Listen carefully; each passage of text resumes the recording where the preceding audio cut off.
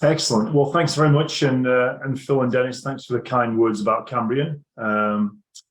So my name is Mark Nuttall. I head up business development and the ventures group at Cambrian. Cambrian BioPharma has been around for 3 years now. Started by James Payer, the CEO, based in New York. We've had 2 successful funding rounds, and we're just kicking off a new round. We have over 40 employees at this time, and we're focused on longevity and particularly on healthspan, of course. And we're guided by the hallmarks of aging. So let me get into it. So first of all, the standard disclaimer slide. So what's the data to give us confidence that we can extend lifespan? So as we know, we've been able to extend lifespan with over 75 interventions, specific molecules like metformin, rapamycin, and then pathways like autophagy activation, telomeres activation, and senescent cell clearance. And Cambrian has a number of programs against some of these pathways, and we're largely guided by the hallmarks of aging and these pathways, and also some analogs around some of these molecules as well.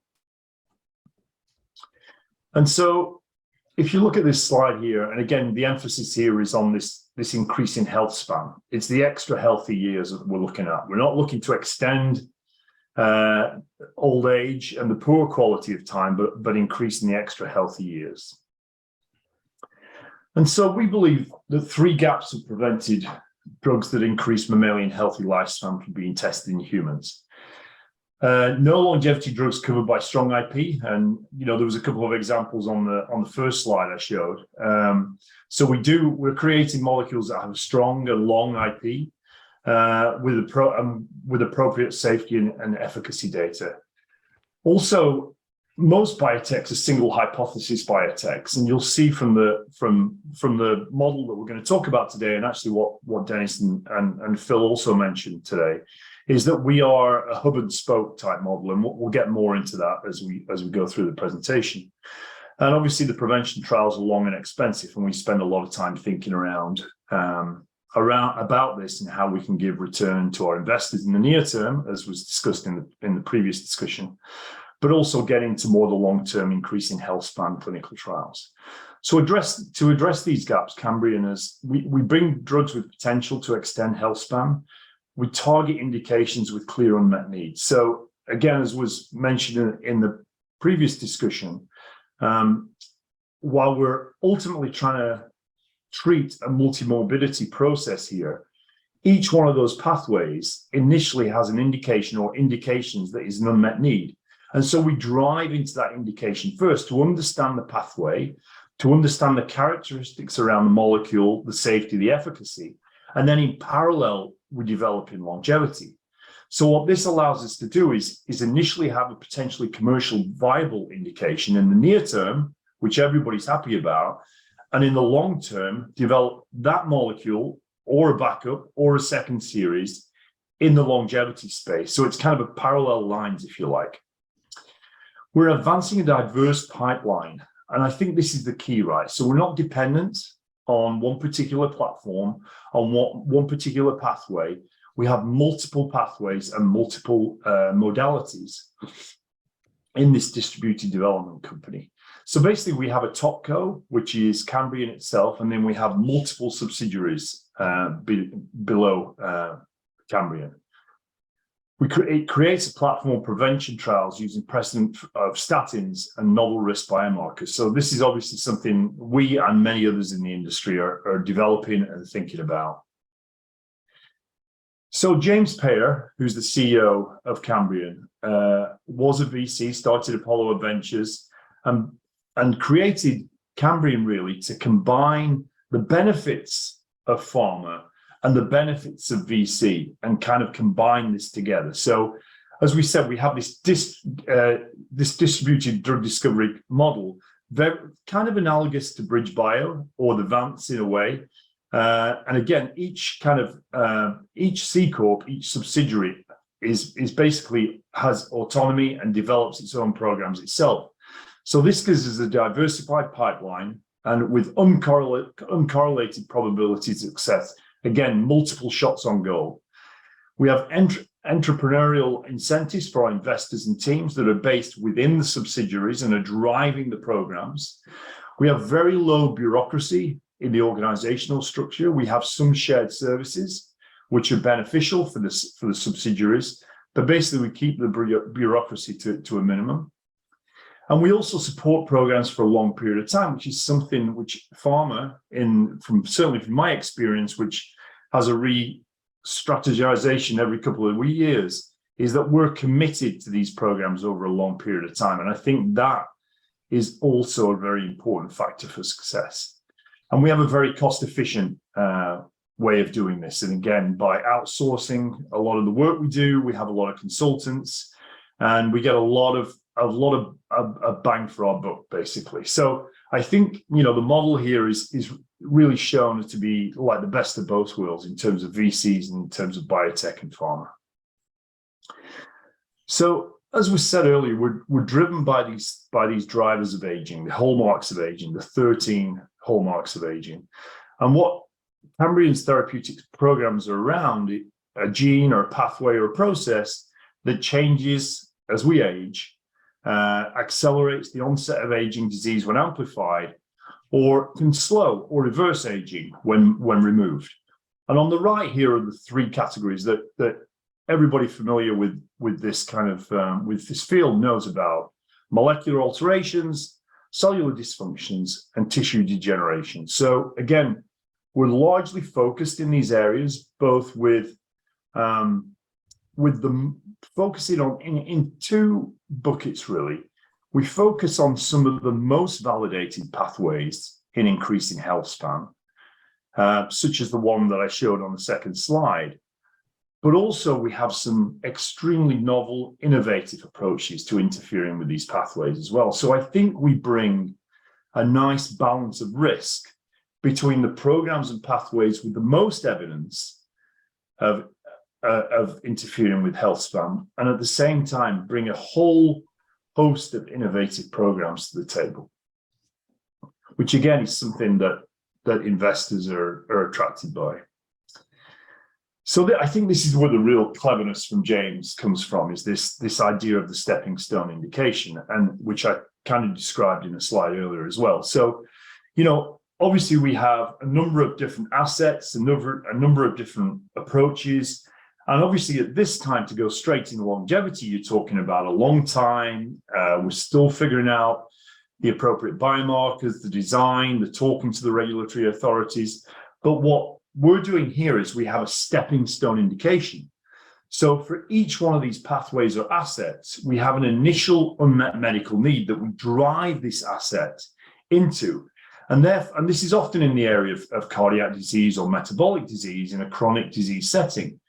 And we get an answer here. We have a potentially commercially viable indication, hopefully a commercially viable indication.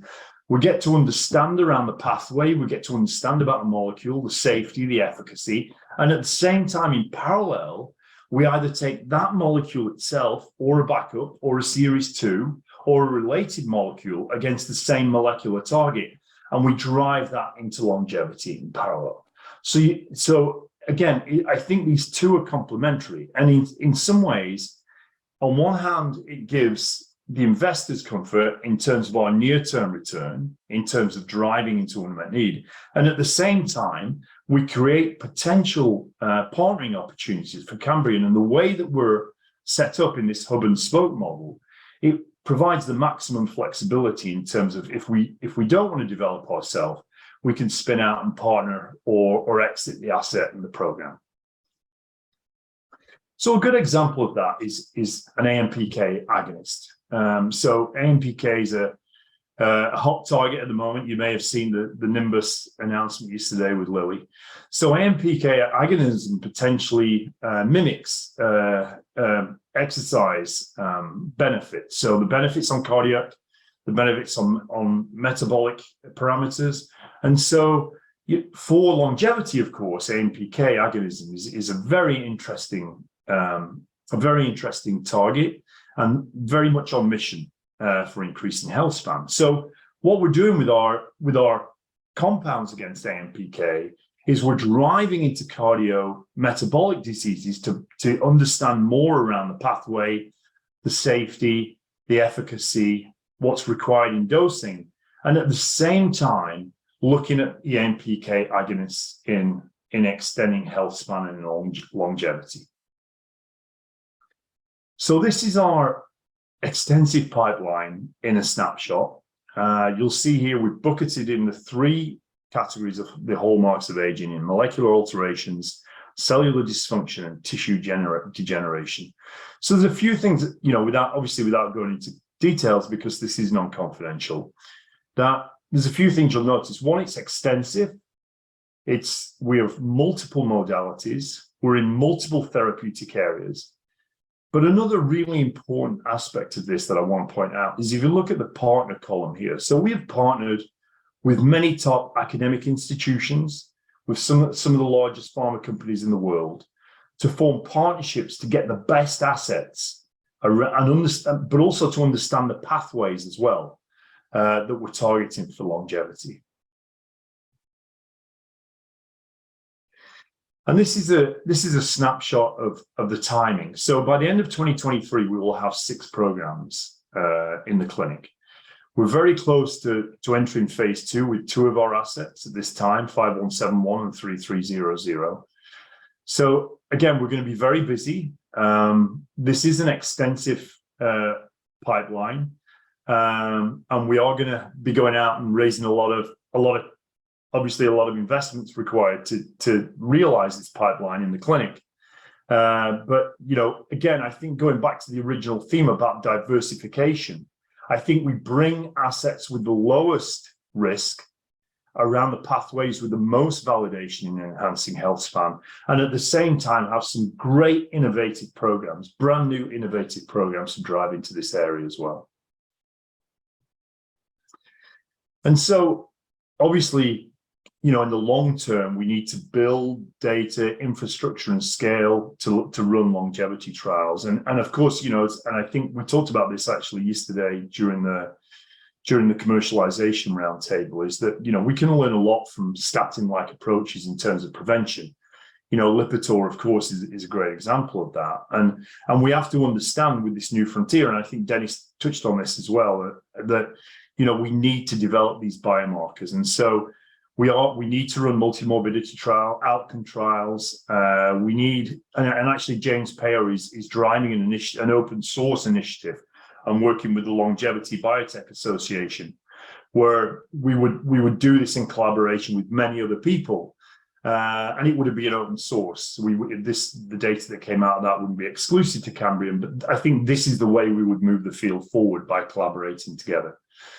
So we would measure, as I said before, we would drive our programs into the initial disease, such as cancer, heart attack, stroke, Alzheimer's, CNS disease, kidney disease.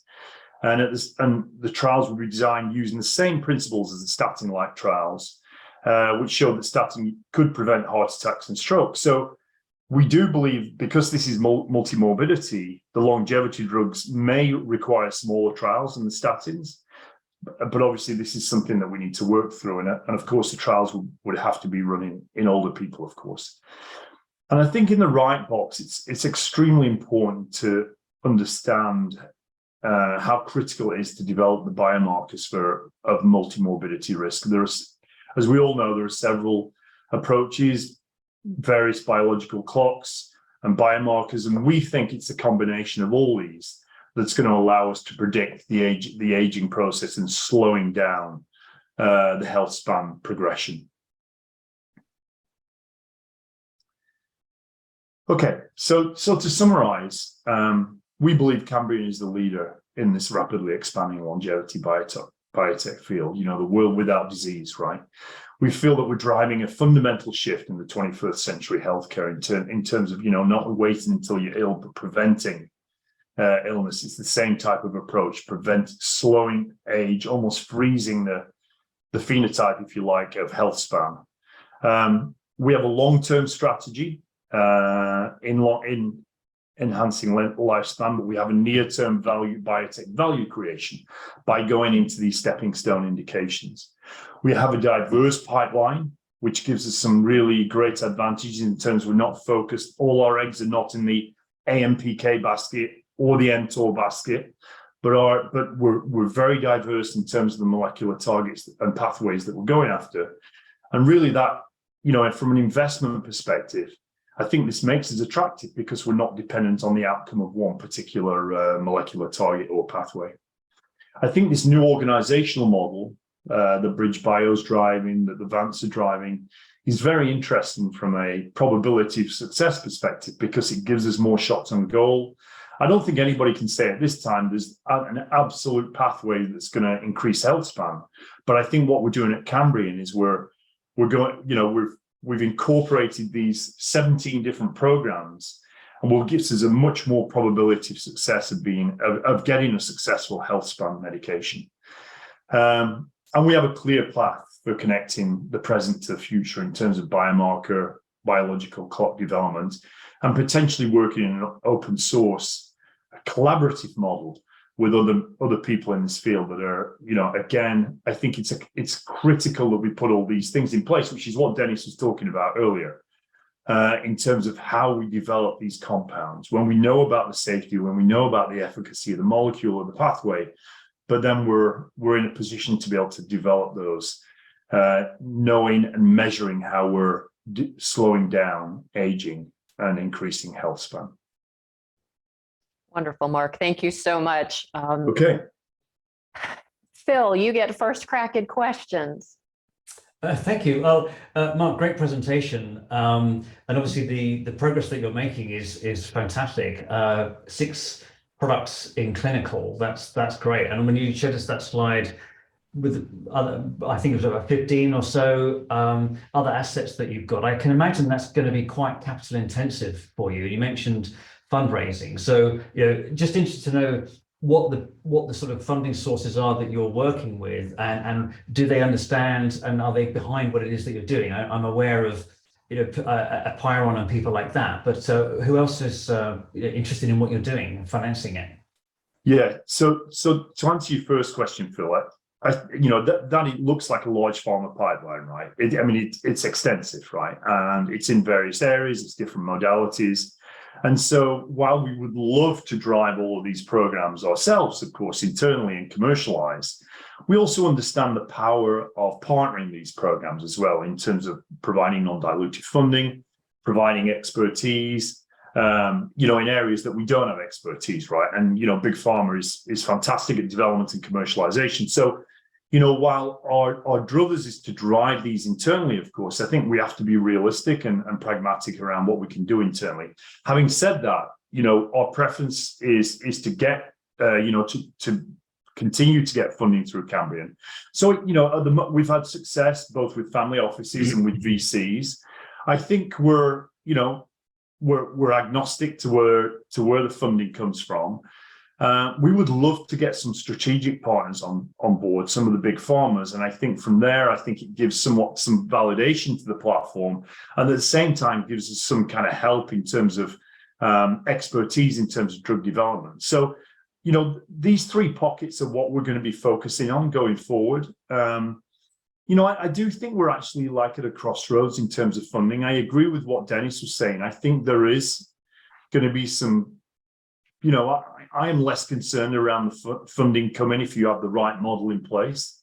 And I think there's a lot of dry powder, right, from the last couple of years, right, that I think that we can tap into as well. So again, Phil, I think we're not, we're not focused in any one particular, sovereign wealth or family offices of VC or strategic partners, but I think we're kind of going out to all of those parties to see where the funding is going to come from. Yeah, great. Dennis? Hey, Mark, great presentation. Good to see you. Hopefully get together soon. I hope so. Yeah.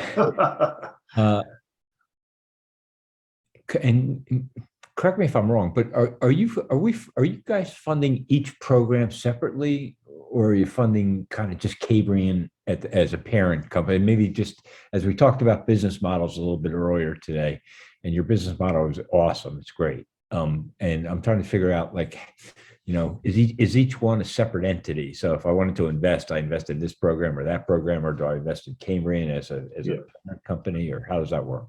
So that's a great question, Dennis. So far we've funded through Cambrian, and then Cambrian has funded the subsidiaries, kind of flowing down into subsidiaries, of course.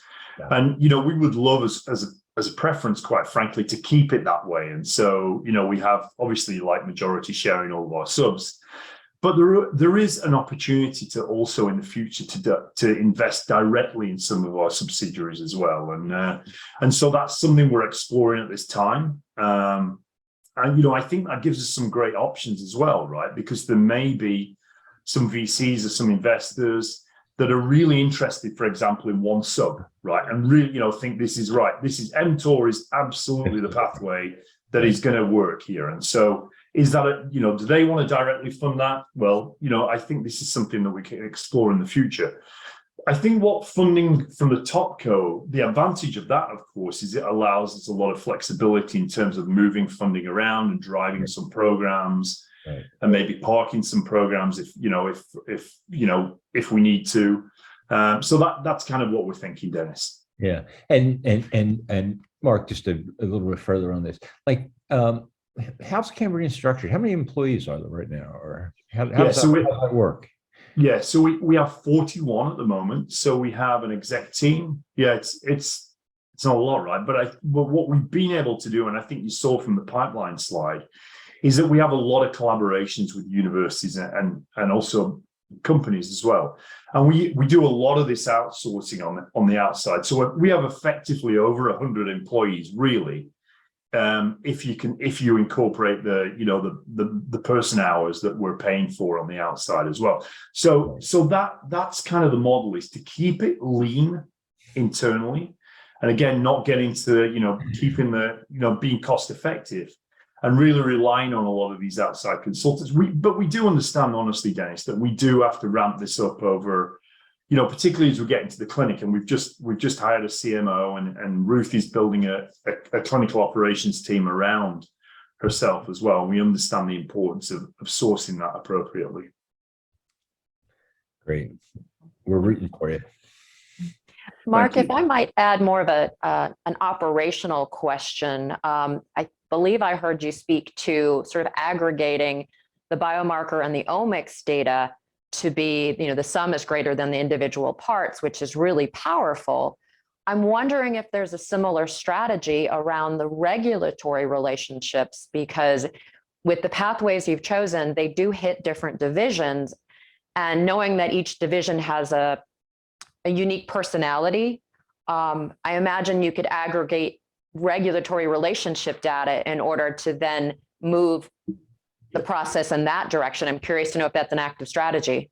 I think that's a great point. I think what a quote was said yesterday was something, all boats rising, right? I think, when you've got a new area like this, we have to work together, both in biomarker and omics development, but also in terms of working together with the regulatory authorities as well, particularly if you're working on very similar pathways and targets. So totally agree with that. And, I think we're all going to be successful. There's plenty of room for everybody here. And I think working together is the way that we're going to be more successful quicker. Wonderful, wonderful. Well, in the 5 minutes we have left, Phil or Dennis, would you like to sort of put some punctuation on what the wonderful opportunity Cambrian has created, both from a commercial standpoint and a patient standpoint? I'd love to know final thoughts. Yeah, I have a real passion for what's happening in the ovarian space, and Mark, I know that that's something that you guys are looking at. So I'd be delighted to learn a little bit more about what you're doing there, because I think it's fascinating. Yeah, so Oviva is one of our subs, and I believe Daisy is presenting this afternoon as well, which is great. So obviously the evidence that ovarian function is directly related to time of onset of menopause, and delaying that, of course, is a kind of a moonshot for us. And there's also several other indications that, and I don't want to steal Daisy's thunder this afternoon, but this is hugely an innovative program for us. I think ovarian function, women's health, has been, in terms of innovation, has been low innovation for many times. It's been reformulations, it's been re-injections, et cetera, et cetera. And so we're working hard with an innovative approach against an innovative molecular target to slow menopause in women, and also for potentially other indications to help women's health as well. So you'll hear from Daisy today. It's a very impressive story. Yeah, and it's the target market is half the world's population, right? That's right. And such a neglected area, right? Yeah. Dennis, you get the last 2 minutes. I don't know. I'm good. I've been following the story for a long time, and I'm really impressed with the amount of money so far that's been raised. And I don't know. I just wish you guys the best of luck, Mark. So congrats on the progress so far, and please tell James I said hello. I will do. Thank you, sir. Thank you, Mark. That was a most excellent way to start off our day. Thank you. Great.